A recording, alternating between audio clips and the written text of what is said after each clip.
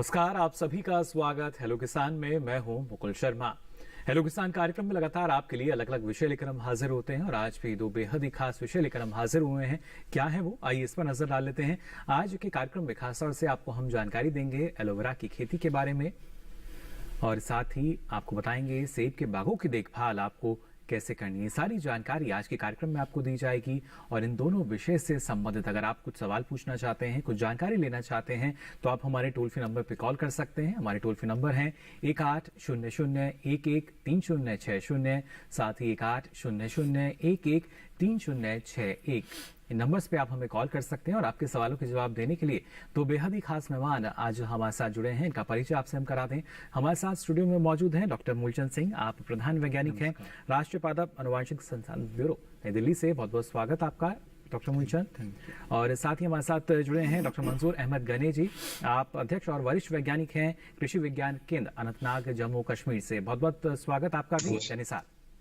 नमस्कार, welcome sir. तो जैसा मैं आज आपको बताया कि पहले हम आपको जानकारी देंगे एलोवेरा की खेती के बारे में। जी हाँ, और खासतौर से आज के समय की अगर बात की जाए डॉक्टर मूलचंद, तो एक रुझान हमने देखा है जो हमारे किसान हैं उनका नजर आता है। जो हमारे औषधीय पौधे हैं उनकी खेती की बात की जाए या जिनके जरिए हम मान सकते हैं जो मूल्य संवर्धन हो सकता है और उसमें एक जो अच्छा खासा विकल्प है वो शायद एलोवेरा की खेती में हमें नजर आता है। जी जी बिल्कुल।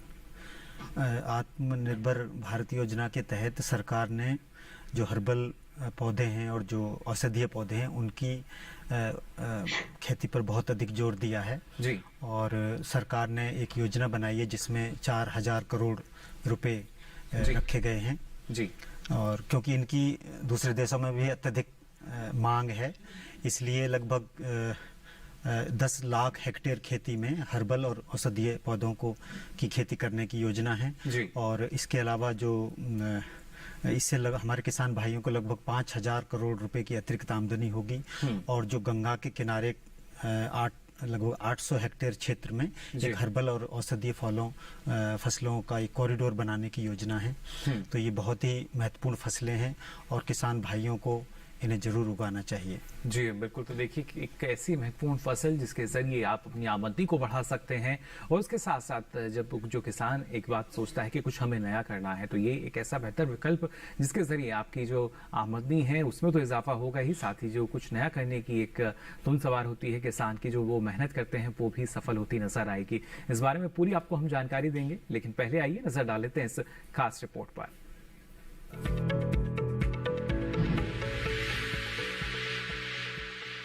अपने औषधीय गुणों के कारण एलोवेरा की मांग बाजार में साल भर बनी रहती है। ऐसे में किसान एलोवेरा की खेती करके अच्छा मुनाफा ले सकते हैं। एलोवेरा की खेती किसी भी तरह की मिट्टी में कर सकते हैं। इसे साल में 2 बार बोया जाता है, एक बार फरवरी मार्च में और एक बार जून जुलाई में। गूदेदार पत्ती ही एलोवेरा का बीज होती है। 10 से 15 सेंटीमीटर की स्वस्थ पत्तियां चुनकर बीज के रूप में इस्तेमाल कर सकते हैं। पत्तियों को 1-1 फुट की दूरी पर रोपें। बोते समय कतार से कतार की दूरी 30 सेंटीमीटर रखें। एलोवेरा की खेती में पानी की काफी कम जरूरत होती है। इसकी सिर्फ 4 या 5 बार सिंचाई होती है, यानी हर 25 दिन पर एक बार। बारिश में तो आमतौर पर सिंचाई की जरूरत भी नहीं होती, लेकिन एलोवेरा के खेतों से खरपतवार जरूर निकालते रहें। पूरी फसल के दौरान 3 से 4 बार निराई गुड़ाई करें। निराई के बाद पौधों की जड़ों पर मिट्टी चढ़ा दें। एलोवेरा की खास बात यह है कि एलोवेरा में कोई खास कीट या बीमारी नहीं लगती, इसीलिए इसमें कीटनाशक की भी जरूरत नहीं होती। कभी कभी पत्तियां सड़ने या उन पर धब्बे पड़ने की शिकायत होती है। इससे बचाव के लिए कृषि विशेषज्ञों की सलाह से उचित उपाय कर सकते हैं। साथ ही गली पत्तियों को काट कर अलग कर दें। एलोवेरा की फसल दूसरे साल से 5वें साल तक पत्तियों की उपज देती है। हर 3 महीने में प्रत्येक पौधे की 3 से 4 पत्तियों को छोड़कर बची हुई सभी पत्तियों को काट लें। हर कटाई में करीब 12 से 20 टन प्रति हेक्टेयर पत्तियां मिल जाती हैं। पत्तियों में 80 से 90% पानी होता है, इसीलिए पत्तियों को धूप में डालकर सुखाया जाता है। एलोवेरा को एक बार लगाने के बाद कई साल तक आप इसकी फसल ले सकते हैं।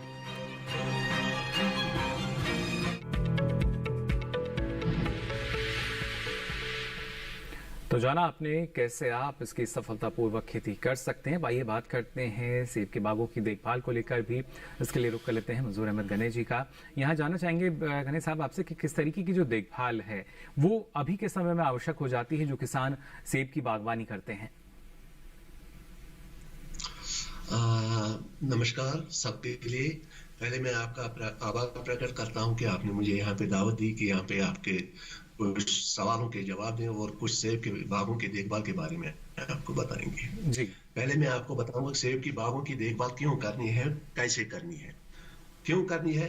क्योंकि आपको पता ही होगा कि हमारे तक सेबों पे जो हमारा 3.33 लाख हेक्टेयर लाख हेक्टेयर हमारी जमीन है, उस पे उस 7.5 लाख घर उस पे मुनसिर है, जिसमें पूरे 33 लाख सोलर्स है जी। उस पे जुड़े हुए हैं।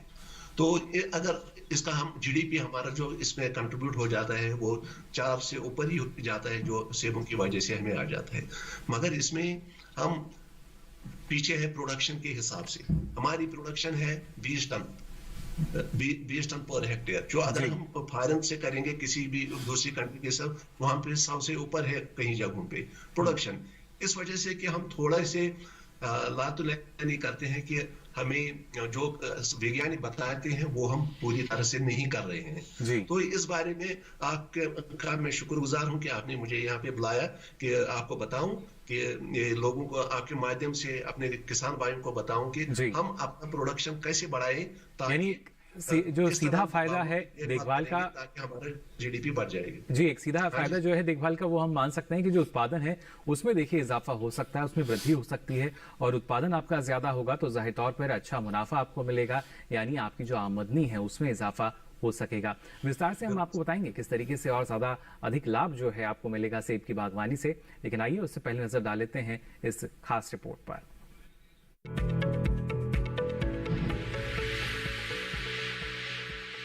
सेब की खेती मुख्य रूप से जम्मू कश्मीर, हिमाचल प्रदेश और उत्तराखंड में की जाती है। इसके अलावा अरुणाचल प्रदेश, नागालैंड, पंजाब और सिक्किम में भी सेब की खेती होती है। लेकिन हर फसल की बिजाई के बाद उसकी अच्छी तरह से देखभाल करने की जरूरत भी होती है। ऐसे में जिन किसानों ने सेब के बाग लगा रखे हैं, उन्हें महीने में कम से कम एक बार निराई जरूर करनी चाहिए। ऐसा करने से आप खरपतवार पर नियंत्रण कर सकेंगे। इसके अलावा पेड़ को सही आकार देने के लिए ऐसी शाखाओं को काटकर अलग कर दें जिनकी लंबाई 2 से 3 फीट तक की हो। सेब में पुष्पण की क्रिया के बाद फल लगने की क्रिया शुरू होती है। पुष्पण की क्रिया के दौरान बाग में मधुमक्खियों के 4 से 5 छत्ते प्रति हेक्टेयर की दर से रखें। बाग में किसी भी कीटनाशी का इस्तेमाल न करें, क्योंकि इससे परागण कीट मर सकते हैं। इससे परागण की क्रिया पर असर पड़ेगा। पुष्पण के दौरान सिंचाई से बचें। फल लगने के तुरंत बाद सिंचाई का सही से प्रबंध करें। तनों की छाल को गर्मी से बचाने के लिए घास से बांध दें। इस मौसम में अपस्थानिक शाखाएं यानी सकर भी काफी निकल आती हैं। ये पौधों से पोषक तत्व ले लेती हैं। ऐसे में इनको जल्द से जल्द हटा दें। इस मौसम में फलों का गिरना भी एक समस्या है। इसे रोकने के लिए नेफ्रोथेलिन एसिटिक अम्ल का छिड़काव फलों के लगने के 4 से 5 सप्ताह बाद करना चाहिए। इसी समय सेब के फलों में कुछ रोग और कीट लगने का डर रहता है। चूर्णिल फफूंद का प्रकोप होने पर कैराथिन दवा की 300 ग्राम मात्रा को 100 लीटर पानी में घोलकर या चूना और गंधक को 1:40 के अनुपात में मिलाकर छिड़काव करें। गंधक चूने के इस्तेमाल से रोगों और कीटों दोनों को नियंत्रित किया जा सकता है।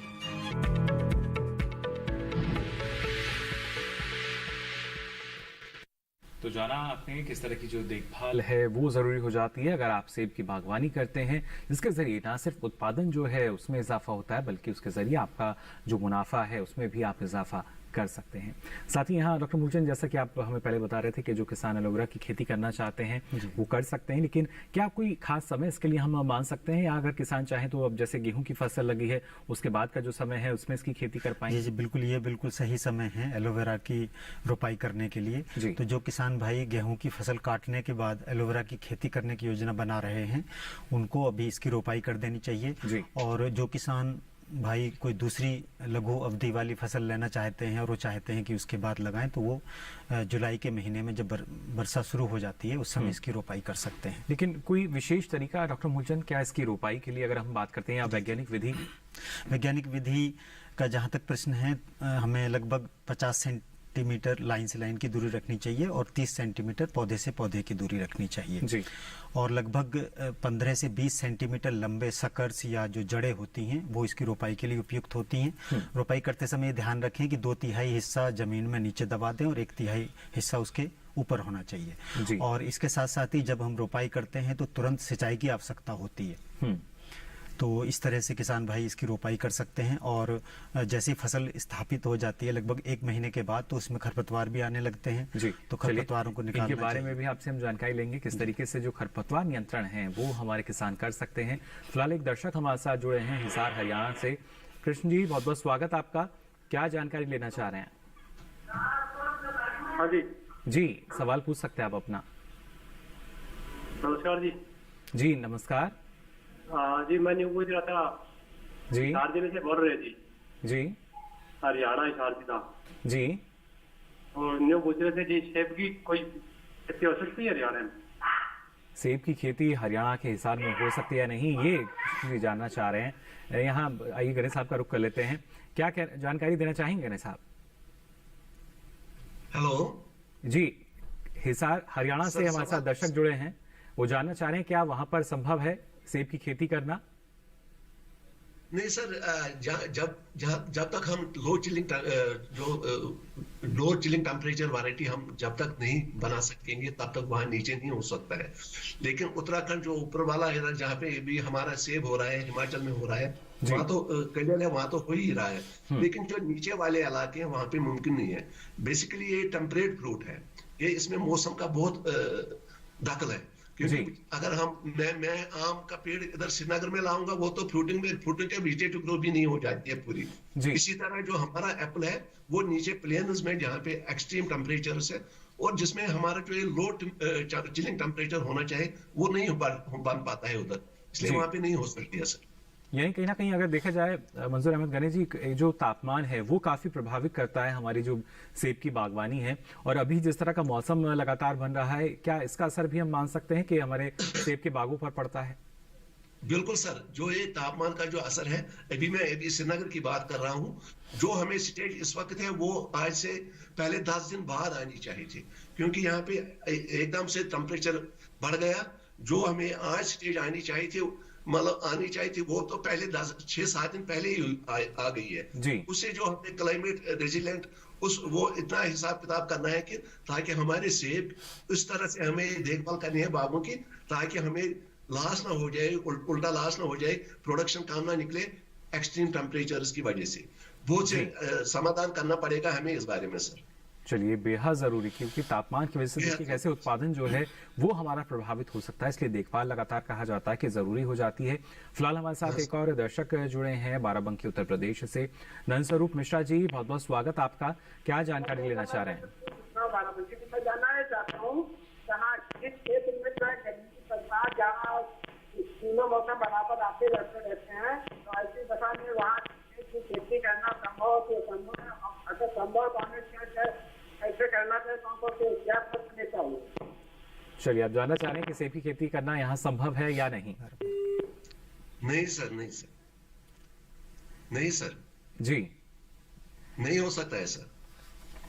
तो बिल्कुल देखिए, मंजूर अहमद गणेश साहब ने बिल्कुल सीधे और सरल शब्दों में बताया कि ये संभव नहीं है, क्योंकि तापमान जिस तरीके से हम देखते हैं बाराबंकी उत्तर प्रदेश की बात की जाए या जो हमारे मैदानी क्षेत्र हैं, क्योंकि पहाड़ी क्षेत्रों में अमूमन हम देखते हैं तापमान की स्थिति क्या रहती है, और जो ठंडे इलाके हैं वहां पर अच्छे से हमारे जो किसान हैं बागवानी करते हैं सेब की। लेकिन जो मैदानी क्षेत्र हैं जहां पर तापमान हम देखते हैं अधिकतम तापमान जो है वो करीब 40 या उससे भी अधिक हो जाता है, तो ऐसी स्थिति में जो चुनौतियां हैं वो जाहिर तौर पर बढ़ जाती हैं और जो फलन है वो सेब का होना मुश्किल हो जाता है। लेकिन बात अगर एलोवेरा खेती की हम करते हैं डॉक्टर मूलचंद, कितनी संभावना यहाँ पर, जैसे आपने बताया कि एक बार जब हम रोपाई कर देते हैं उसके बाद खरपतवार की जो समस्या है वो कहीं ना कहीं इसमें आ सकती है, तो उसके लिए किस तरह का नियंत्रण आवश्यक होता है? देखिए, क्योंकि 2 लाइनों के बीच में 50 सेंटीमीटर की दूरी होती है और वर्षा होती है, तो उस समय खरपतवार के क्योंकि बीज होते हैं खेत में तो एकदम से उगाते हैं जी।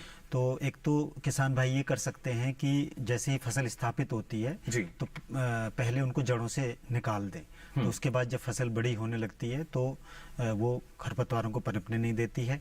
इसके साथ साथ किसान भाई मतलब लघु अवधि वाली कुछ फसल 2 लाइनों के बीच में ग्रो कर सकते हैं। जैसे रबी के सीजन में वो मेथी, पालक, धनिया, सौंफ, जीरा इत्यादि की बुआई कर सकते हैं। और खरीफ के मौसम में वो जैसे छोटी बढ़ने वाली भिंडी है वो उसके पौधे लगा सकते हैं। तो इससे जी। जब वहाँ पर फसल होगी तो किसानों को फायदा भी ज़्यादा होगा और खरपतवार नहीं उगेंगे।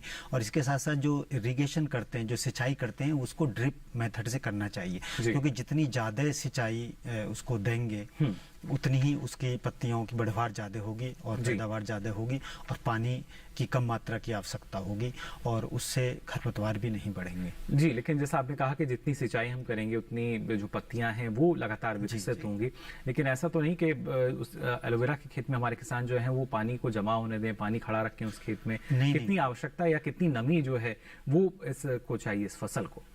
देखिए, सिंचाई की आवश्यकता इस बात पर निर्भर करती है कि यदि बरसात हो गई है तो सिंचाई करने की आवश्यकता नहीं, यदि बरसात ज़्यादा हो गई है तो जल निकास का प्रबंध भी होना चाहिए।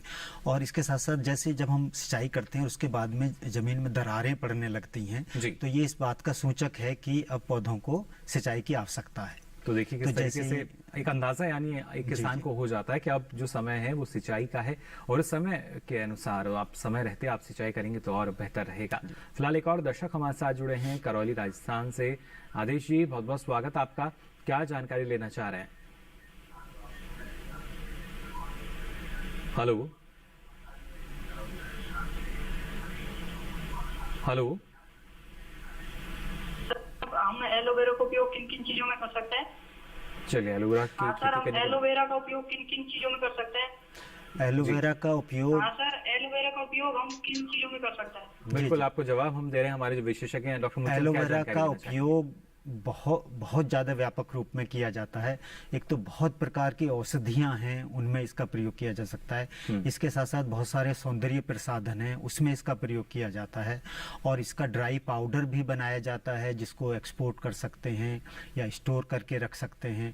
तो एक बहुत लंबी लिस्ट है औषधियों की, सौंदर्य प्रसाधनों की, जिनमें एलोवेरा का प्रयोग किया जाता है और इसकी बहुत अधिक इस समय मांग है। जी। और किसान भाइयों को इसकी खेती करनी चाहिए। और खेती करने से पहले बेहतर होगा कि जो भी आयुर्वेदिक दवाइयाँ बनाने वाली कंपनियां या सौंदर्य प्रसाधन बनाने वाली कंपनियां हैं उनके साथ करार करें, उनके साथ एग्रीमेंट करें जी। कि वो उसको खरीदेंगे और वो उनको सहायता भी प्रदान करेंगे। इसके साथ साथ सरकार 30% का अनुदान भी देती है। और जैसा मैंने पहले बताया कि जो आत्मनिर्भर भारत योजना है उसमें सरकार सभी प्रकार की सुविधा और सहायता किसानों को दे रही है। जी बिल्कुल जी। और उसी की वजह से हम देख भी सकते हैं जो एलोवेरा की खेती है उसमें किस तरीके से बढ़ावा दिया जा रहा है, क्योंकि फायदा यहाँ किसान को बहुत मिल सकता है। फिलहाल एक और दर्शक हमारे साथ जुड़े हैं, विवेक जी जुड़े हैं नजफगढ़ दिल्ली से। बहुत बहुत स्वागत आपका।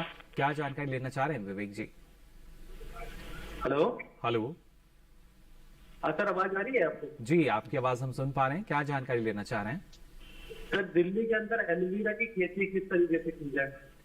चलिए, नजफगढ़ से हमारे साथ जुड़े हैं और जानना चाह रहे हैं कि दिल्ली के भीतर किस तरीके विवेक से जी, कर सकते हैं हम। बहुत बढ़िया, बहुत अच्छा विचार है आपका एलोवेरा की खेती करने के लिए, क्योंकि इसकी खेती एक तो सभी प्रकार की भूमियों में की जा सकती है, सभी प्रकार की जलवायु में की जा सकती है और इसके लिए ज़्यादा खाद और उर्वरक देने की भी आवश्यकता नहीं होती और अगर बरसात होती रहे तो ज़्यादा सिंचाइयों की भी आवश्यकता नहीं होती।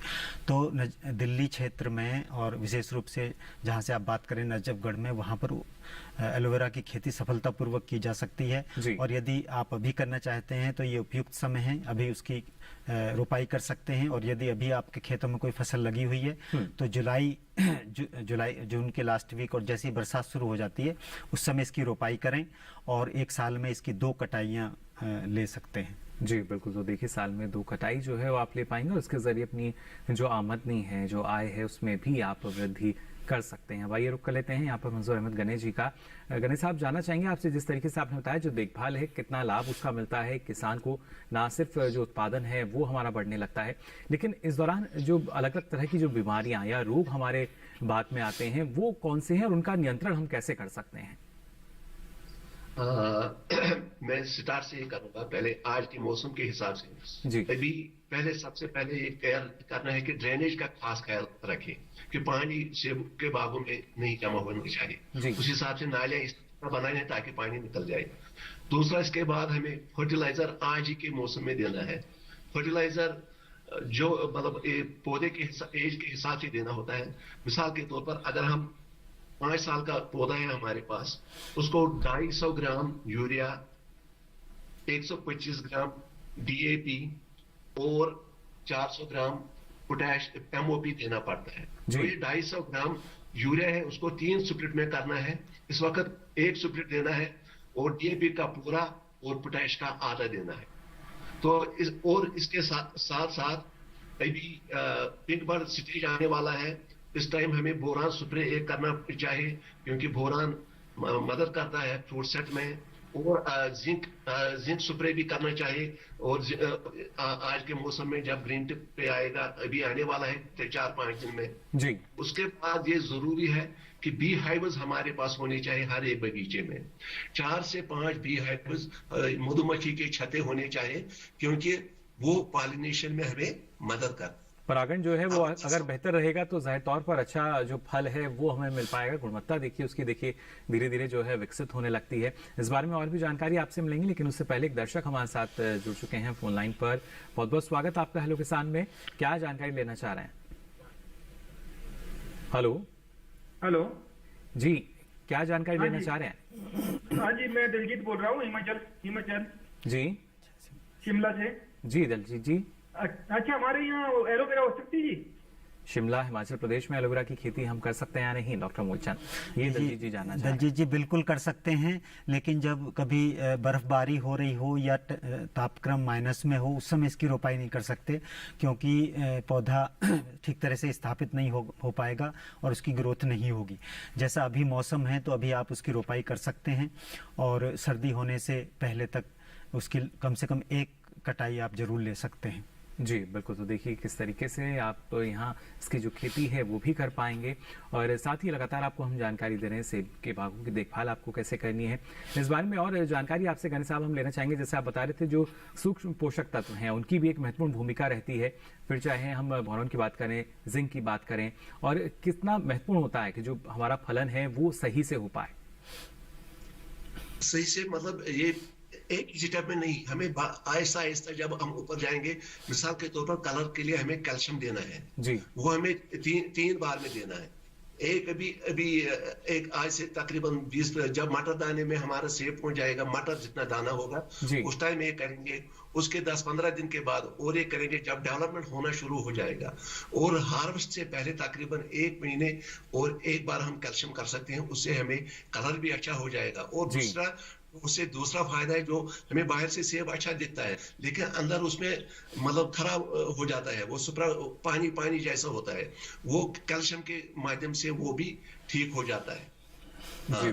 और रहा सवाल, जब अगर स्कैब हमें आए तो स्कैब के लिए हमें फफूंदा कुछ दवाई देनी पड़ेगी जी, और उसमें जो भी मतलब जो रिकमेंडेड है, जो हमारे जे&के का रिकमेंड है, वो हमें जे&के में जो हिमाचल का रिकमेंड है वो वहाँ का सुप्रे शेड्यूल इस्तेमाल करेंगे, और जो उत्तराखंड वाले हैं जो वहाँ पे सुप्रे शेड्यूल रिकमेंड है वो उस तरह से करेंगे। यानी क्षेत्र अनुसार जो नियंत्रण है वो किया जा सकता है, और इस वजह से अलग अलग किस्में जो हैं वो भी विकसित हो चुकी हैं सेब की, अगर बात की जाती है। फिलहाल एक और दर्शक हमारे साथ जुड़े हैं अजमेर राजस्थान से। श्रीराम जी, बहुत बहुत स्वागत आपका। क्या जानकारी लेना चाह रहे हैं? हेलो हेलो, हाँ जी नमस्कार सर। जी नमस्कार। अरे हम एलोवेरा की खेती करना चाहते हैं, तो इसका बाजार कहाँ पे उपलब्ध होगा हमको? चलिए, एलोवेरा की खेती करना चाहते हैं और बाजार कहाँ उपलब्ध हो सकता है डॉक्टर मूलचंद? सियाराम जी, बाजार का जैसे मैंने बताया कि एक तो जब आप खेती करने की योजना बना रहे हैं तो उस समय जो आपके नज़दीक में औषधियाँ बनाने वाली कंपनी हैं या सौंदर्य प्रसाधन बनाने वाली कंपनी हैं, एक बार आप उनको जरूर संपर्क करें और उनसे आग्रह करें कि आपके साथ एक एग्रीमेंट करें, एक करार करें, और आपको कुछ सुविधाएं भी दें एलोवेरा की खेती करने के लिए। तो करार होने से वो जैसे ही आपकी फसल तैयार हो जाएगी, वो आपके खेत पर आकर उसकी फसल को खरीद लेंगे। इसके अलावा अगर ऐसा नहीं हो पाता है तो आप, भारत सरकार का एक मार्केटिंग पोर्टल है ई-चर्क नाम से, तो आजकल जैसे किसान भाई हैं या उनके बच्चे हैं, सबके पास स्मार्टफोन हैं, तो आप ई-चर्क पोर्टल पर जा सकते हैं और वहाँ पर आपको बहुत सारे खरीदार मिलेंगे, और ई-चर्क पोर्टल पर आपको अपनी फसल का ज़्यादा से ज़्यादा लाभ मिल सकता है, ज्यादा से ज्यादा कीमत मिल उचित मूल्य सकती जो है वो आपको देखिए मिल पाएगा। और अलग अलग माध्यम अब हमारे पास हैं, कोशिश हमें भी करनी होगी, सरकार भी लगातार कोशिश कर रही है किसानों को और ज्यादा जो सुविधाएं हैं वो एलोवेरा की खेती के लिए दे सके। साथ ही अलग तरह के जो प्लेटफॉर्म हैं वो तैयार किए जा रहे हैं जहां तक बाजार की भी बात की जाए। लेकिन अब ये कोशिश जो किसान है उनके सामने भी है कि कैसे हम अपने फायदे को बढ़ा सकते हैं, अपनी जो आय है उसमें वृद्धि कर सकते हैं। आगे भी आपको इस बारे में हम जानकारी देंगे, लेकिन यहाँ रुक रहे हैं एक छोटे से ब्रेक के लिए। जल्द हाजिर होंगे, आप बने रहिए दूरदर्शन किसान पर।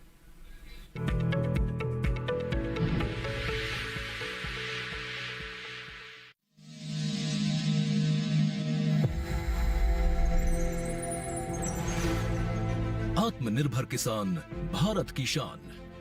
उत्पादन में आत्मनिर्भर होने के साथ साथ फसल की कटाई के उपरांत उपज की हानि को रोकने, ग्रामीण क्षेत्रों में रोजगार सृजन करने और बीज से बाजार तक के विजन को मजबूती देने के उद्देश्य से 1 वर्ष पूर्व माननीय प्रधानमंत्री श्री नरेंद्र मोदी जी ने एक महत्वाकांक्षी केंद्रीय योजना एग्रीकल्चर इंफ्रास्ट्रक्चर फंड की शुरुआत की। इस आधुनिक इंफ्रास्ट्रक्चर से कृषि आधारित उद्योग लगाने में एक बहुत बड़ा बदलाव आएगा और बहुत बड़ी गति आएगी। साथियों, अब हम उस स्थिति की तरफ बढ़ रहे हैं जहां गांव के कृषि उद्योगों से फूड आधारित उत्पाद शहर जाएंगे और यही तो आत्मनिर्भर भारत अभियान का संकल्प है। एग्रीकल्चर इंफ्रास्ट्रक्चर फंड से पात्र लाभार्थी गोदामों का निर्माण कर सकते हैं, छटाई या ग्रेडिंग इकाई, पैकिंग हाउस, सप्लाई चेन और कोल्ड चेन जैसी सुविधाएं या फिर प्राथमिक कृषि प्रसंस्करण केंद्र की स्थापना कर सकते हैं। इस योजना के तहत पात्र लाभार्थियों को 2 करोड़ रुपए तक के ऋण पर अधिकतम 7 वर्ष के लिए ब्याज में 3% तक की छूट दी जा रही है। ऋण पुनर्भुगतान के लिए 6 महीने से 2 वर्ष तक मोरेटोरियम की सुविधा भी उपलब्ध है। इस योजना ने अब तक सफलता की कई मिसालें कायम की हैं, जैसे कि मध्य प्रदेश के लाभार्थी श्री विपिन त्रिपाठी ने एग्रीकल्चर वेस्ट से बायोफ्यूल बनाने का इनोवेटिव प्राइमरी प्रोसेसिंग सेंटर लगाया है। लोन मिलने की वजह से हम समय पर सारी मशीनों का प्रोक्योरमेंट और सारा सिविल वर्क टाइम पे करवा पाए, जिससे ये प्रोजेक्ट को लगाना संभव होता है। राजस्थान के लाभार्थी श्री यशवर्धन मुंद्रा ने सॉर्टिंग एंड ग्रेडिंग यूनिट लगाकर रोजगार के अवसर पैदा किए हैं। कर्नाटक की महिला उद्यमी श्रीमती ममता वी ने प्राइमरी प्रोसेसिंग सेंटर लगाकर प्रगति की नई राह चुनी है। ಸಣ್ಣ ಪುಟ್ಟ ಉದ್ಯಮಿಗಳನ್ನ ಮತ್ತಷ್ಟು ಅಗ್ರಿಕಲ್ಚರ್ ಅಲ್ಲಿ ಹೆಚ್ಚು ನಾವು ಇನ್ನಷ್ಟು ಸಾಧನೆ ಮಾಡಲಿಕ್ಕೆ ಕಾರಣಕಾರಕವಾದಂತ ಈ ಅಗ್ರಿಕಲ್ಚರಲ್ ಇನ್ಫ್ರಾಸ್ಟ್ರಕ್ಚರ್ ಫಂಡ್ ಇಂದ ನಮ್ಮ ಇನ್ನಷ್ಟು ಯೋಜನೆಗಳು ಆಯೋಜನೆಗಳು ಉತ್ತಮಗೊಂಡಿದೆ। राजस्थान के लाभार्थी श्री दिनेश भट्टर ने जीरे की प्रोसेसिंग यूनिट लगाकर आसपास के ग्रामीणों को आत्मनिर्भरता प्रदान की है। महाराष्ट्र के लाभार्थी श्री अनूप कुमार मोहता ने वेयर हाउस बनाकर अन्न भंडारण को सुनिश्चित किया है। आज देश के कोने कोने से किसान, कृषि उद्यमी, किसान उत्पादक संघ, प्राथमिक कृषि सहकारी समितियां, स्वयं सहायता समूह और कृषि उपज मंडियां इस योजना का लाभ उठा रहे हैं।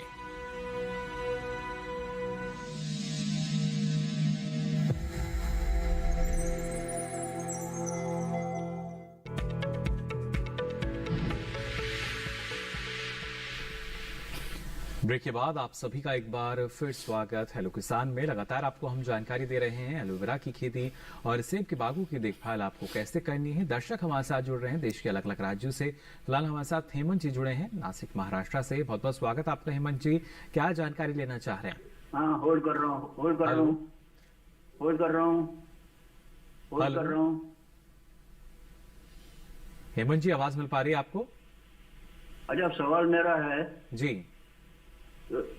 एलोवेरा के बारे में एक सवाल है जी। एलोवेरा गमले में लगा सकते हो क्या? और दूसरा, ये इंडोर प्लांट करके लगा सकते हो क्या? नहीं, उससे फायदा होने वाला ऑक्सीजन, रूम का ऑक्सीजन में उसमें कोई इम्प्रूवमेंट हो सकती है क्या? चलिए, इस पर आपको हम जानकारी देंगे। एक और दर्शक हमारे साथ फोन लाइन पर जुड़े हैं उत्तर प्रदेश से ही।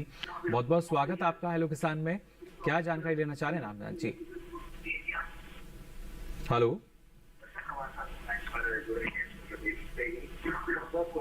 रामनाथ जी, आवाज मिल पा रही है आपको? सर, मैं रामनाथ बोल रहा हूँ, सर।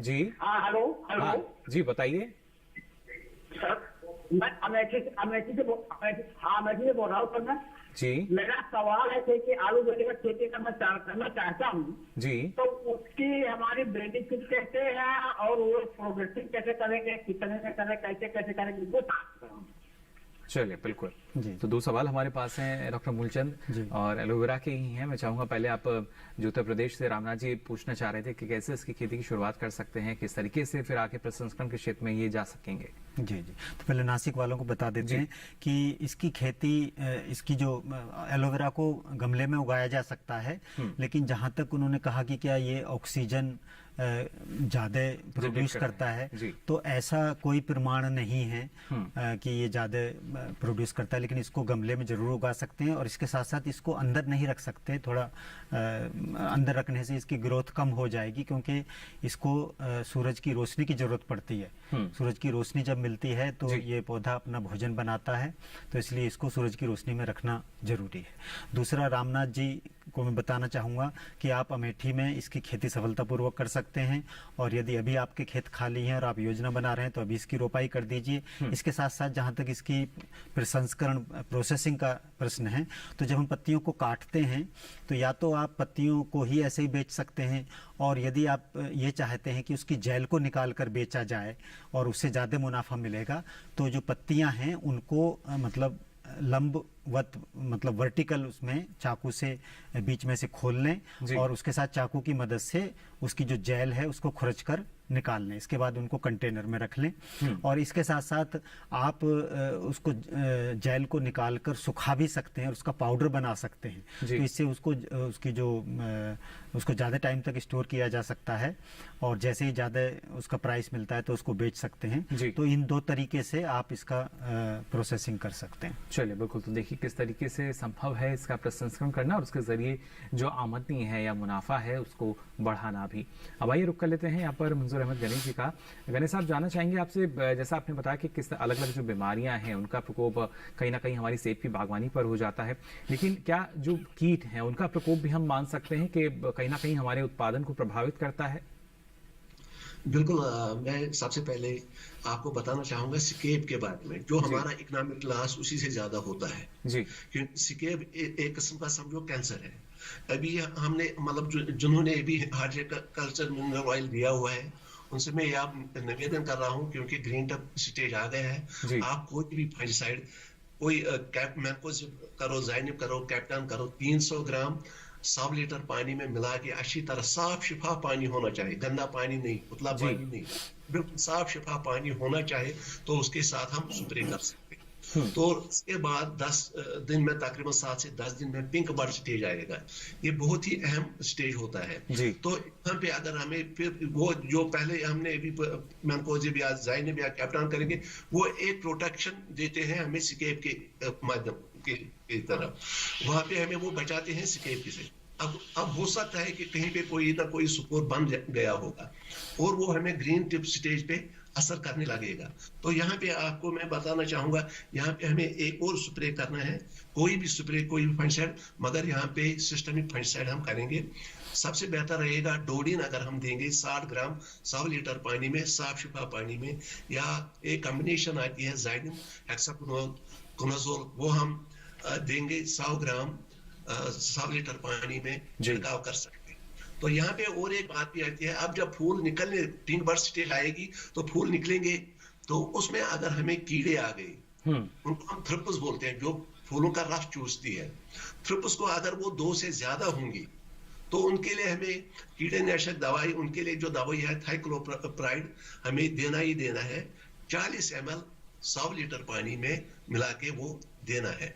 उससे क्या हो जाता है, पहले हमें जो स्कैब की बीमारी का खतरा रहता है, जब वो हम पहले हम प्रोटेक्शन देंगे, उसके बाद सिस्टम में देंगे, तो वो वहां पे हमें चेक कर सकते हैं स्कैब। और ये स्टेज जो प्राइमरी स्टेज है, यहाँ पे ज्यादा चेक करना जरूरी होता है, क्योंकि इस वक्त हमें स्कैब लग गई तो समझो हम पूरा साल हमारा बर्बाद हो जाएगा। बिल्कुल, तो इस बात का ख्याल हमें रखना होगा और निगरानी भी हमें रखनी होगी अपनी बाग की, कि इस तरह की जो समस्या है वो हमारे बाग में ना आए।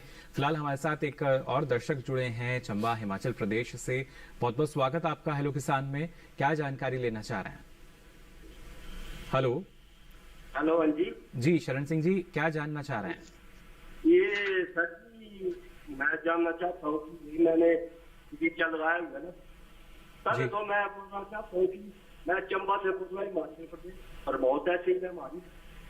तो मैं डॉक्टर से करना चाहता हूँ कि भाई मैंने 10-12-15 साल पहले बगीचा लगाया था सेब का जी, तो उसकी वैरायटी जो है वो पुरानी किस्म की सर जी, कलमी होते हैं ना जी। अच्छा, तो वो मार्केट में जो बिकना चाहते हैं उसकी अच्छी कीमत नहीं मिलती है हमको। अच्छा हाँ जी, तो वैसे भी हम भरमौर के जाने वाले जाती किस्मों वगैरह को तो जानते नहीं, सेब की जो किस्में होती है ना उनको जानते नहीं। तो मैंने कुछ 150 लगाए हुए थे, अब 14-15 साल चल रहे हैं, तो मैं उनको क्या करता हूँ तो दोबारा लगाता हूँ। चलिए, बिल्कुल आप जानना चाह रहे हैं और देखिए किस तरीके से बेहतर ढंग से हमारे जो किसान हैं वो सेब की खेती कर सकते हैं। इससे पहले भी जो शरण सिंह जी बता रहे थे कि वो उन्होंने इसका बगीचा लगाया हुआ था। जानना चाहेंगे गणेश साहब आपसे, जिस तरीके से जो किसान हमारे साथ जुड़े हैं या और भी किसान हैं जो सेब की बागवानी करते हैं, काफ़ी समय हो जाता है और ऐसे में लगता है कहीं ना कहीं जो उत्पादन है वो अब कम होने लगा है, और जो नई किस्में आती हैं, अच्छी किस्में आती हैं, उनके जरिए फलन ज़्यादा होता है, उत्पादन ज़्यादा होता है। तो कैसे जो बदलाव है पुरानी किस्म से नई किस्म में हमारे जो किसान हैं वो आ सकते हैं? बिल्कुल सर, हम एक बात इसमें के बारे में बताना चाहूंगा मैं, जो हमारे जो पुराने किस्म के हैं वो उनका जो नीचे वाला रूट जिसको हम बोलते हैं वो सीड पे होता था जी, और उसकी ग्रोथ कम हो जाती थी और 10 साल के बाद वो सेब देने लगता था जी। लेकिन जो आज हमारे रूट हैं, जो हमारे एम सीरीज रूट्स हैं, वो उनमें से कुछ ड्वार्फ है, कुछ ग्रोइंग है, कुछ वेगरस है, कुछ रेजिस्टेंट है। उन पे हम जब जो अब लेटेस्ट वैरायटीज हमें आ रही हैं बाहर से, तो उनका जब हम उन पे ग्राफ्ट करते हैं वो ज्यादा उत्पादन देते हैं। वजह यह है कि उनका जो मैनेज करना उनको मतलब आसान होता है। जो हमारे ट्रेडिशनल बाग है वो बहुत बड़े हो जाते हैं, उनको उन पे दवाई करना भी मुश्किल हो जाता है, प्रूनिंग करना भी मुश्किल हो जाता है, कोई दवाई छिड़कना भी मुश्किल हो जाता है, कोई भी ऑपरेशन करना पड़ता है उन पे, तो वो मुश्किल होता है। जो ये अब हमारे मतलब जो जिसको हम अल्ट्रा हाई डेंसिटी या हाई डेंसिटी कहेंगे, जिसमें हमारे स्पेसिंग कम रहती है अपने पेड़ों के दरमियान और ज्यादा बड़े भी नहीं हो जाते हैं, उसमें हमें मैनेजमेंट बहुत आसान होता है और पर यूनिट एरिया जो एक एरिया में जो हमारे दरख्त लगते हैं वो ज्यादा लगते हैं। यानी सघन बागवानी जो है वो एक बेहतर विकल्प है आज के समय में। किसान जो हैं सघन बागवानी अपना सकते हैं, उसके जरिए उत्पादन भी बढ़ेगा। और लगातार देखिए कैसे कोशिशें की जा रही हैं, पहले जो बीज के द्वारा खेती की जाती थी अब ग्राफ्टिंग के जरिए हम देखते हैं और अच्छा उत्पादन इसके जरिए हमारे किसानों को मिल पाता है। फिलहाल एक और दर्शक हमारे साथ जुड़े हैं सुल्तानपुर उत्तर प्रदेश से। राम बहादुर जी, बहुत बहुत स्वागत आपका। क्या जानकारी लेना चाह रहे हैं? कहाँ सेल कर सकते हैं और पौध कहाँ से मिल सकती है? चलिए, एलोवेरा की खेती की जानकारी लेना चाह रहे हैं कि कहाँ से इसके लिए जो पौध है वो उपलब्ध हो पाएगी और कैसे इसकी खेती कर पाएंगे? राज बहादुर सिंह जी, क्योंकि सुल्तानपुर लखनऊ के नज़दीक है, इसलिए आप जो सीमेप एक इंस्टीट्यूट है जी CSIR का, उन्होंने एक VL1 बहुत अच्छी वैरायटी है एलोवेरा की जो निकाली है, तो आप उनसे संपर्क कीजिए और वहाँ से ये ले सकते हैं। इसके अलावा आपके ज़िले में जो कृषि विज्ञान केंद्र है उनके पास भी एलोवेरा की किस्में आपको मिल जाएंगी, वहाँ से आप प्राप्त कर सकते हैं। और इसके अगर वहाँ भी नहीं है तो जो भी आपके नज़दीक में कोई कृषि विश्वविद्यालय है वहाँ से भी इसकी जड़ें आप प्राप्त कर सकते हैं और सुल्तानपुर में इसकी खेती सफलतापूर्वक कर सकते हैं। जी बिल्कुल। और साथ ही यहाँ डॉक्टर मुंशिद, हमने अपनी रिपोर्ट में बताया कि जो और फसलें हैं उनके मुकाबले इसमें रोग और कीट की संभावना बेहद ही कम हो जाती है, लेकिन क्या कोई किस तरह की समस्या चुनौती किसानों के सामने आती है जो एलोवेरा की खेती करते हैं खरपतवार के अलावा? ये बिल्कुल सही है कि इसमें कोई कीट नहीं लगता है और रोग के नाम पर केवल एक लीफ स्पॉट है जो एक काला धब्बा पत्तियों पर पड़ जाता है। वो एक फंगस होती है, फफूंदी होती है, अल्टरनेरिया अल्टरनाटा, उसकी वजह से होता है। तो उसके लिए किसान भाई जब इसकी रोपाई करते हैं तो उसकी जड़ में, हर पौधे की जड़ में लगभग 50 ग्राम नीम की खली डाल दें। तो इससे क्या होगा कि एक तो पौधों को उससे पोषण मिलेगा, बहुत सारे न्यूट्रिएंट्स मिलेंगे और इसके साथ साथ ये जो लीफ स्पॉट जो काले धब्बे की बीमारी है वो नहीं आएगी, क्योंकि इसका एलोवेरा का प्रयोग दवाइयों में और सौंदर्य प्रसाधनों में किया जाता है, तो इसलिए किसी भी फंजीसाइड का स्प्रे करने से बचना चाहिए। जी बिल्कुल। तो देखिए किस तरीके से आप बेहतर ढंग से एलोवेरा की खेती कर सकते हैं। फिलहाल हमारे साथ एक और दर्शक जुड़े हैं, संजय जी हमारे साथ फोन लाइन पर जुड़े हैं हैदराबाद से। बहुत बहुत स्वागत आपका संजय जी, क्या जानकारी लेना चाह रहे हैं? Hello hello. हाँ नमस्कार सर, मैं संजय बात कर रहा हूँ हैदराबाद से। जी नमस्कार। हाँ, आपका प्रोग्राम मुझे बहुत बहुत बहुत अच्छा लगता है और बहुत इंफॉर्मेटिव प्रोग्राम है आपका। बहुत बहुत शुक्रिया आपका। एलोवेरा के बारे में ये पूछना चाहता था जी कि मैं खेतों में ऐसा एक लाइन लगा के फिर उसमें 10 फुट छोड़ने के बाद बीच में जब तक पहले वाला जो क्रॉप रेडी में होता है तब तक दूसरा कुछ अंदर उसके बीच में मैं क्रॉप ले सकता हूँ क्या? और फिर बाद में चलिए, जहाँ तक इनका सवाल हम समझ पाए हैं, जानना चाह रहे हैं कि जो बीच का अंतराल होता है हमारा जब हम इसकी रोपाई करते हैं एलोवेरा की, तो उसमें जो दूसरी फसल है क्या ले सकते हैं और क्या बेहतर विकल्प अगर हैदराबाद की जलवायु के अनुसार डॉक्टर मूलचंद हम बात करें तो? जी हैदराबाद की जलवायु एलोवेरा खेती के लिए बहुत ही उपयुक्त है और पूरे साल इसकी रोपाई की जा सकती है। तो वहाँ की जो भी लोकल फसलें हैं जो लघु अवधि की हैं, जो मतलब 3 महीने में या 2 महीने में तैयार हो जाती हैं, तो वो उसमें लगा सकते हैं। उससे एक तो फायदा ये होगा कि खरपतवार नहीं होंगे और दूसरा ये कि अगर कोई जैसे मेथी अगर लगाते हैं तो एक दलहनी फसल होने के कारण भूमि की उर्वरता को भी बढ़ाएगी। तो उनके क्षेत्र के अनुसार जो भी लघु अवधि की फसलें हैं वो उनको जरूर उगानी चाहिए। इससे उनके लाभ में वृद्धि होगी, खरपतवार कम होंगे और उनकी आमदनी बढ़ेगी। बिल्कुल, देखिए आमदनी जो है वो आपकी बढ़ सकेगी। कैसी फसल इसके जरिए। फिलहाल हमारे साथ एक और दर्शक जुड़े हैं, सुशांत जी हमारे साथ जुड़े हैं ओडिशा से। बहुत बहुत स्वागत आपका सुशांत जी, क्या जानकारी लेना चाह रहे हैं? हेलो हेलो जी सुशांत जी, सवाल पूछ सकते हैं आप। हेलो हेलो हेलो सुशांत जी, आवाज मिल पा रही है आपको हमारी? हाँ, सवाल पूछ सकते हैं आप अपना। एलोवेरा की खेती। हेलो, एलोवेरा की खेती आप करना चाहते हैं? एलोवेरा खेती करना चाहते हो, कहाँ प्रशिक्षण मिलता है इसके बारे में जानकारी चाहते हैं। चलिए, एलोवेरा की खेती करना चाहते हैं ओडिशा में, और कहाँ से और जो अधिक जानकारी है इनको मिल पाएगी? जी सुशांत जी, उड़ीसा की भूमि और जलवायु एलोवेरा की खेती के लिए उपयुक्त है। आप वहाँ सफलतापूर्वक इसकी खेती कर सकते हैं। जहाँ तक इसकी जानकारी और इसकी जो प्रजातियां हैं मिलने का प्रश्न है, तो आप के जो जिले में कृषि विज्ञान केंद्र है वहाँ संपर्क कर सकते हैं। इसके अलावा जो आपके यहाँ कृषि विश्वविद्यालय भुवनेश्वर में, वहाँ से भी इसकी के पौधे आपको प्राप्त हो सकते हैं जी। और अगर वहाँ से भी नहीं होता है तो आप जो नेशनल मेडिसिनल प्लांट बोर्ड है दिल्ली में, उनको संपर्क कर सकते हैं। उनको आप फोन करके संपर्क कर सकते हैं, उनको ईमेल से भी संपर्क कर सकते हैं। वो आपकी पूरी मदद करेंगे और वो सब्सिडी भी प्रोवाइड करेंगे। सभी प्रकार से एलोवेरा की खेती करने के लिए वो आपकी मदद करेंगे। जी बिल्कुल, देखिए जो मदद है वो आपको मिल सकती है और कहीं ना कहीं ये कोशिश यही रहती है हमारी भी कि सारी जानकारी जो है आपको दे सकें। और साथ ही जो किसान हमारे सेब की बागवानी करते हैं उनके बारे में भी गणेश साहब आपसे हम जानना चाहेंगे, और किस तरीके से कौन सी ऐसी खास बात है जिसका ख्याल हमारे किसानों को रखना चाहिए जो कि कहीं ना कहीं उत्पादन पर असर डालता है।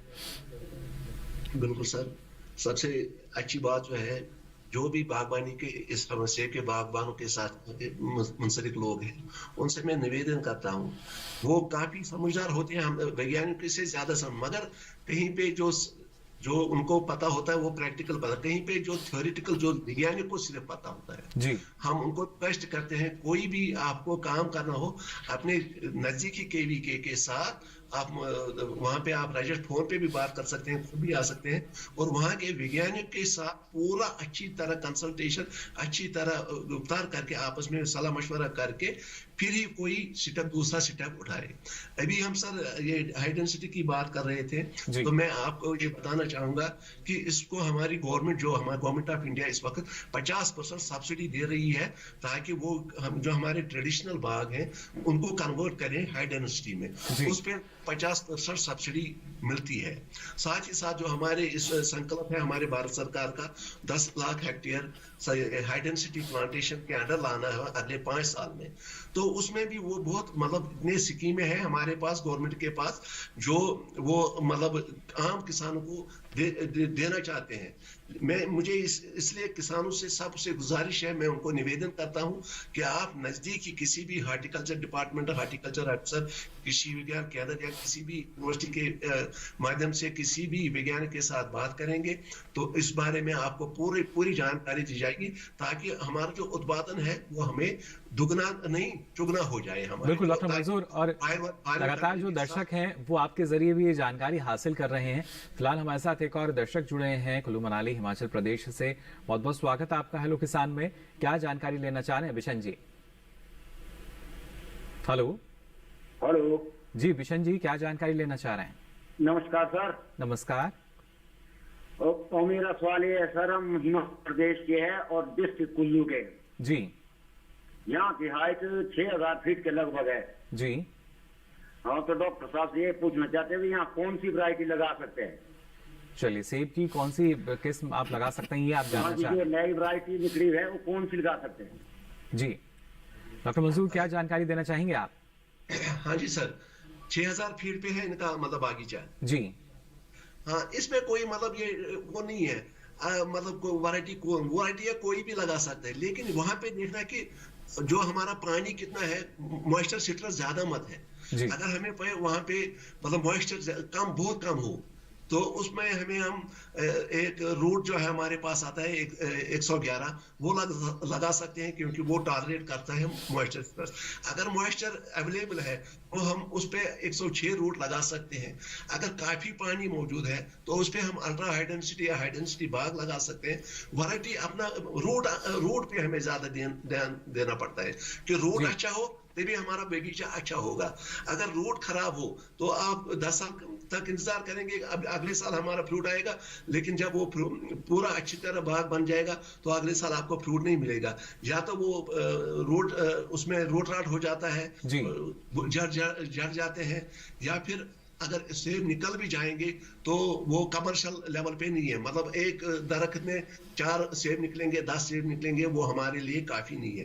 तो इसमें अगर आपको अच्छा पानी मौजूद है तो वहां पे मतलब सिट्रस नहीं है पानी का, तो कोई भी रूट 106 लगा सकते हैं, 111 लगा सकते हैं, 9 भी लगा सकते हैं, जो भी मर्जी है वो लगा सकते हैं। तो अलग-अलग किस्में मर्जी है जो लगाना चाहेंगे जी, अलग-अलग किस्मों का चयन किया जा सकता है। लेकिन एक समस्या जिसका जिक्र अभी आपने किया कि जो फल झड़ने की समस्या है ये भी रहती है। इस बारे में भी आपसे हम आगे जानकारी लेंगे और बताएंगे दर्शकों को कैसे वो सफलतापूर्वक एलोवेरा की खेती भी कर सकते हैं। लेकिन यहाँ रुक रहे हैं एक और छोटे से ब्रेक के लिए, जल्द हाजिर होंगे। आप बने रहिए दूरदर्शन किसान पर।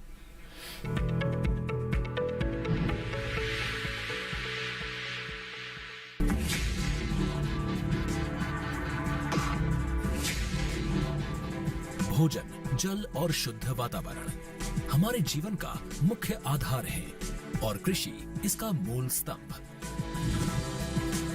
पिछले 60 वर्षों में विज्ञान आधारित कृषि का व्यापक प्रसार हुआ है। साथ ही कृत्रिम संसाधनों के बढ़ते प्रयोग से कृषि की सतत क्षमता पर चिंताएं बढ़ी हैं। प्रधानमंत्री श्री नरेंद्र मोदी जी के दूरदर्शी नेतृत्व के अंतर्गत रसायन मुक्त जैविक खेती एक महत्वपूर्ण प्रयास है। रसायन मुक्त जैविक खेती को बढ़ावा देने के लिए 5 वर्ष पूर्व सरकार ने परंपरागत कृषि विकास योजना तथा उत्तर पूर्व भारत में जैविक मूल्य श्रृंखला योजनाएं आरंभ की। ऑर्गेनिक फार्मिंग को देश भर में बढ़ावा देने के लिए सरकार अनेक प्रयास कर रही है। इसके लिए परंपरागत कृषि विकास योजना के तहत काम किया जा रहा है। न सिर्फ ऑर्गेनिक फार्मिंग को बल दिया जा रहा है बल्कि उसके लिए वैल्यू एडिशन और मार्केट की व्यवस्था भी की जा रही है। भारत सरकार एवं किसानों के सम्मिलित प्रयासों से आज देश के लगभग 36 लाख किसान 38 लाख हेक्टेयर क्षेत्र में जैविक खेती कर रहे हैं। इसके अतिरिक्त हमारे देश के अनेक ऐसे क्षेत्र हैं जहां आज भी पारंपरिक जैविक खेती हो रही है। इन पारंपरिक जैविक क्षेत्रों को जैविक प्रमाणीकरण सुलभ कराने हेतु पीजीएस के अंतर्गत लार्ज एरिया सर्टिफिकेट का प्रावधान किया गया है। इस प्रक्रिया की विशिष्टता ये है कि इसमें प्रमाणीकरण मात्र 2 से 3 महीनों में हो जाता है, जबकि सामान्य परिस्थितियों में इसमें 2 से 3 वर्ष का समय लगता है। अंडमान निकोबार केंद्र शासित प्रदेश के कार निकोबार एवं नैन काउरी द्वीप समूह देश के सर्वप्रथम ऐसे प्रमाणीकृत जैविक क्षेत्र हैं। अभी हाल ही में संपूर्ण लक्षद्वीप को जैविक खेती के रूप में प्रमाणित किया गया है। वर्ष 2016 में सिक्किम राज्य पूर्ण जैविक कृषि राज्य के रूप में प्रमाणित हो चुका है। सुदूर उत्तर में हिमालय श्रृंखला के बीच स्थित लद्दाख ने भी पूर्ण जैविक के लक्ष्य की ओर बढ़ना शुरू कर दिया है। जैविक उत्पादों को बाजार सुलभ कराने तथा किसानों की उपभोक्ताओं तक पहुंच बनाने के लिए एक समर्पित जैविक खेती पोर्टल भी बनाया गया है। जैविक खेती पोर्टल के जानकारी मंच और विपणन मंच के माध्यम से किसानों को उच्च गुणवत्ता उत्पादन तथा बाजार उपलब्ध कराया जा रहा है।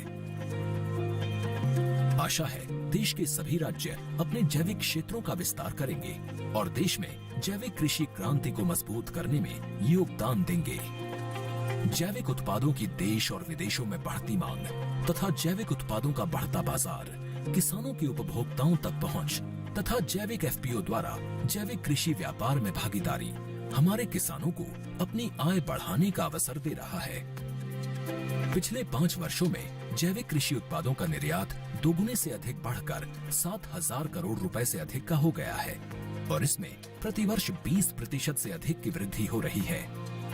उम्मीद है पारंपरिक क्षेत्र के किसान भी इस बढ़ते बाजार से लाभान्वित होंगे और जैविक कृषि आंदोलन को आगे बढ़ाएंगे। किसानों की मुस्कान समृद्ध हिंदुस्तान की है पहचान।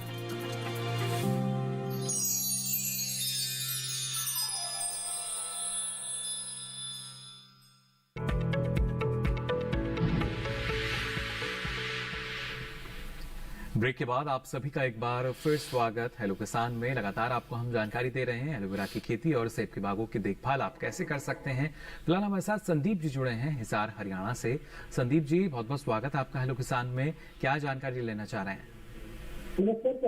जी नमस्कार जी सर। ये जो मार्च के आसपास एलोवेरा में फूल आता है लाल रंग का जी, उसका भी कोई विशेष उपयोग होता है क्या? मैं ये जानना चाहता हूँ। चलिए बिल्कुल डॉक्टर मूलचंद इस बारे में कुछ जानकारी देना चाहेंगे? एलोवेरा की फसल जब 9 से 10 महीने की हो जाती है तो उसमें फूल आता है। तो फूल में अगर बीज बनते हैं तो उन बीजों को से आप नर्सरी तैयार कर सकते हैं और उससे पौधे तैयार करके उनको रोपाई में इस्तेमाल कर सकते हैं। और ये इस बात का भी संकेत देता है कि आपकी फसल मैच्योर हो चुकी है और उसकी पत्तियां आपको हार्वेस्ट कर लेनी चाहिए। तो आप उसको बीज बनाएं और बीज की नर्सरी लगाएं। तो कोशिश करें कि पौधे बन जाएं और उनकी रोपाई करें। और अगर ऐसा नहीं होता है तो आप फिर जड़ लगाकर या राइजोम लगाकर उसकी रोपाई कर सकते हैं। यानी फूल से भी देखिए अतिरिक्त आमदनी जो है वो आपको मिल सकेगी। फिलहाल हमारे साथ एक और दर्शक जुड़े हैं बिहार से। सुमित जी बहुत बहुत स्वागत आपका। क्या जानकारी लेना चाह रहे हैं? हेलो जी सर, मैं बिहार छपरा जिला से बोल रहा हूँ जी। जी मुझे मैं यही जानना चाहता हूँ कि क्या बिहार में सेब की खेती हो सकती है क्या? चलिए छपरा बिहार से डॉक्टर मंजूर हमारे जो दर्शक हैं सुमित जी जानना चाह रहे हैं क्या संभव है यहाँ पर सेब की खेती? अभी तक तो नहीं इस वक्त नहीं हो सकती है। इसके लिए हमें बहुत रिसर्च करना पड़ेगा ताकि हम अपने सेब को नीचे मैदानी इलाकों में ले जाएंगे। अभी नहीं हो सकता। बिल्कुल अभी तो चल रही है इस बारे में जी। और खासतौर से जिन क्षेत्रों में हम जो सेब की बागवानी करते हैं डॉक्टर मंजूर, वहां भी जरूरत यही कि लगातार जो देखभाल है वो हम करते रहें, तभी अच्छा उत्पादन मिलेगा और जो किसान की एक उम्मीद है अच्छे मुनाफे की वो पूरी हो पाएगी। हाँ इस बार बिल्कुल सर। अगर जो भी मतलब बागवानी इसके साथ मुंसलिक है, सेब के बागानों के साथ मुंसलिक है, उनको तो सबसे मतलब सुबह जब निकलेंगे उनको फोन पहले करना चाहिए। जब वो खेत में जाएंगे अपने तो पहले फोन करना चाहेगा जो अपना केवीके नजदीकी केवीके है, नजदीकी हार्टिकल्चर वाला होगा तो उसके साथ बात करनी है कि मुझे आज क्या करना है, मुझे कल क्या करना है, मुझे परसों क्या करना है। यहाँ पे एक बात मैं बताना चाहूंगा, अगर हमें फूड सेट अच्छा हुआ होगा, फ्रूट ज्यादा लगे होंगे, मतलब ज्यादा फ्रूट लगे होंगे हमें, तो उसमें हमें थोड़े से ये निकालने पड़ते हैं सेब, छोटे छोटे मटरदानी सेब निकालने पड़ते हैं। वो हम मैकेनिकली हाथ से भी निकाल सकते हैं और दवाई के छिड़काव से भी निकाल सकते हैं जी। और यहाँ पर जब हमारा फ्रूट शुरू हो जाएगा, फ्रूटर स्टेज पे हमें एक इरिगेशन देना पड़ेगा। लेकिन इस बात यहाँ पे ख्याल रखना पड़ेगा, अगर हमने कोई दवाई दी होगी अपने सेब के दरख्त पे, तो उसके 3 दिन के बाद हमें एक पानी इरिगेट करना पड़ेगा अपने सेब के बागों को।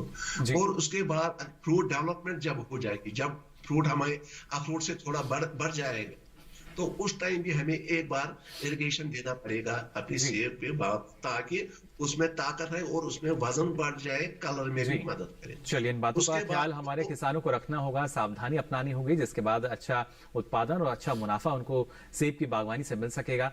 डॉक्टर मंजूर अहमद गनी जी, आपने इतनी महत्वपूर्ण जानकारी हमारे दर्शकों के साथ साझा की, इसके लिए आपका बहुत बहुत शुक्रिया।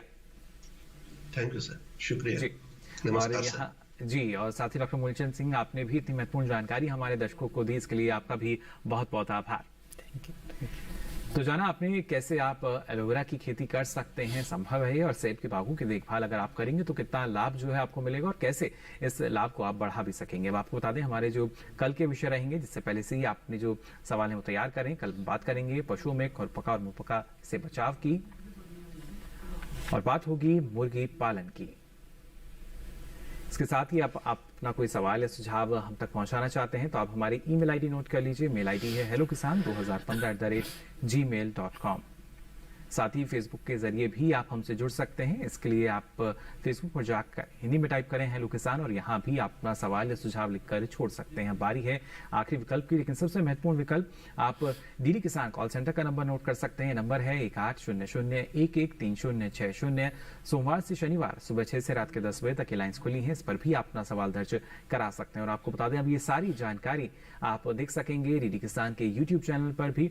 इसके लिए टीवी स्क्रीन पर जो QR कोड दिखाया जा रहा है, इसे आप स्कैन करें, जिसके बाद आप पहुंचेंगे यूट्यूब चैनल पर, जहां ये सारी जानकारी अब आप कभी भी कहीं भी ले सकेंगे।